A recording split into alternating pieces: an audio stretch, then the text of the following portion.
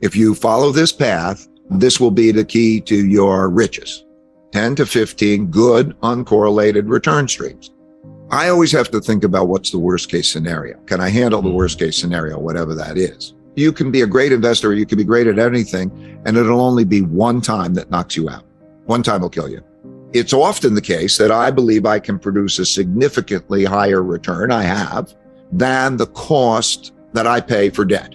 So it's a logical thing to do it, and I still don't do it much. And there's one thing about debt for consumption and debt for investment. Debt for consumption is really bad because the asset goes away and you're left with this obligation. And that's risky and it's stressful. You're living above your means. Don't do that. It's not a good idea. Whereas if you have debt for investment, you better be pretty sure that the returns on that investment will be higher than you have to give back in money in the form of both interest rates and the principal repayments. The best investments are typically those things that you're closest to, and they fall into two types. Those that affect your living standards, like I think owning a house or an apartment or your residence affects your life a lot. And the cost of it is not the cost of it. In other words, you buy it at a certain price. It's not like the thing that goes away and you consume, so you'll sell it at a certain price. And probably you'll modify it over a period of time. You'll make things, and it produces kind of a forced savings that also brings you joy and brings you a better environment, generally speaking. And then the other thing is things that you might know really, really well. Is it your own little business? But you could still take the cycle. So those are the two things that I think that are good for. I should say that one thing, when I did that, I discovered the three forces that I mentioned. I discovered a fourth and a fifth that are very important and big. One is that, interestingly, acts of nature in the form of droughts, floods, and pandemics have had a bigger impact than the things I've been talking about in terms of cost more lives or toppled more civilizations, those acts of nature. So I think that's something probably that we have to be concerned about. But number 5, over long periods of time, 10, 15, 20, 30 years, the most powerful force is man's ability to adapt and invent. Here's a Great Depression and here's a war. And as you see those things, they look like blips on the chart of life expectancy, per capita income, and so on. So there's a tremendous capacity for dealing with all the other stuff if man can adapt to it well. And inventiveness during this period of time should be kind of, I think, really great, because what we're using more and more is types of technology, artificial intelligence and so on. The ability to think and collect data and use the computer to help us with that is a very, very powerful force.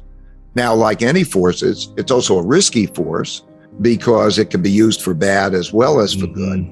I think the world will evolve. We will have these cycles in the world. So that's what you see.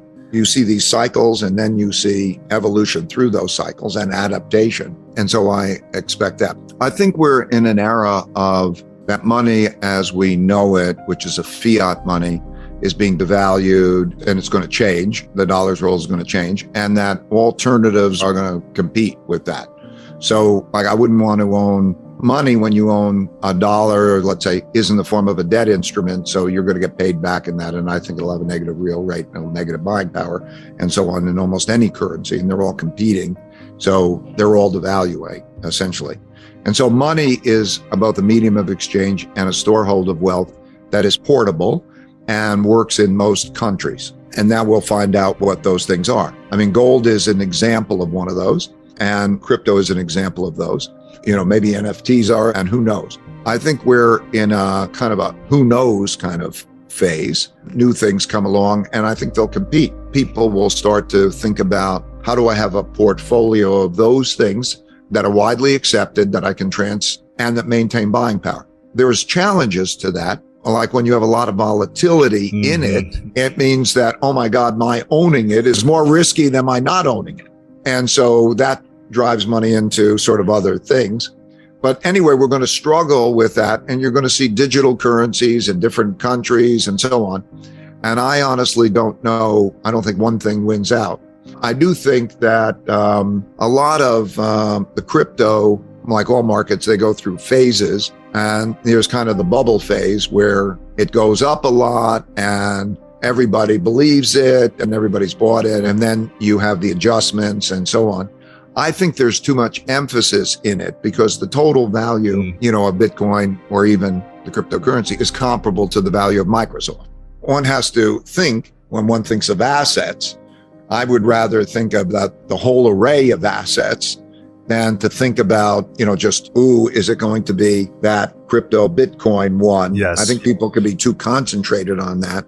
And I think that could be dangerous. It's the game that I happen to fall in love with. If you learn to play the game well, it pays well.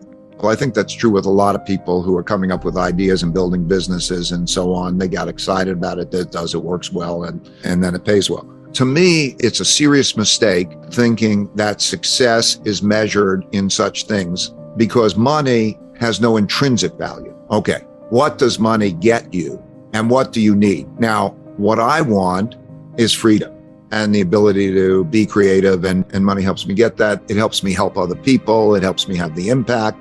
I like those things about it. I think that success is having the life that you want to have, as long as you're earning more money than you spend. And that can be spending very little and having a wonderfully luxurious life.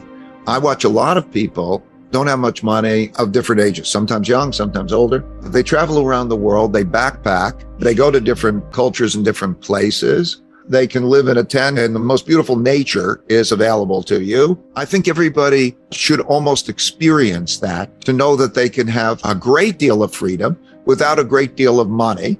And that status thing is a silly thing. Okay, that's like being hung up on living your life for approvals. And so don't get on the track and lose sight that, okay, what is it that you really want in your life? What is a successful life for you? It's not measured by how much money you have or how much status you have or almost that other stuff. It's measured in, like I would say, meaningful work and meaningful relationships. If you have something as your work that you're into and your craft and it's the thing you love and you have meaningful relationships, I think those are the most important things to make a rich life.